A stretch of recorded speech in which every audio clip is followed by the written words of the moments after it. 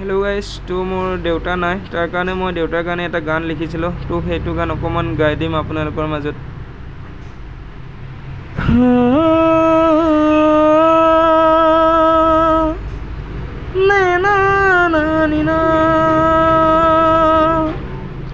আধৰুৱা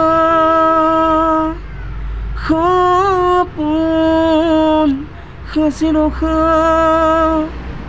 মিঠাই তোমাৰ দুবাসুতে, তোমাৰ দুচকুতে হেৰুৱাল বাখলাতে, তোমাৰ দুবাসুতে কিয় এৰি গুচি গ'লা। তো থেংক ইউ গাইজ। তো দেউতাৰ বাবে বহুত মনত পৰিছে আজি, তাৰ বাবে দেউতাৰ কাৰণে গান এটা লিখিছিলোঁ। দেউতা ঢুকুৱা 5 বছৰ হ'ল, তো তাৰ কাৰণে অকণমান গীতটি দি দিলোঁ আৰু।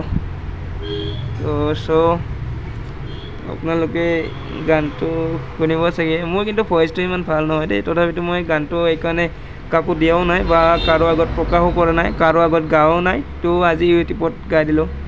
তো বাই বাই আজিলৈ।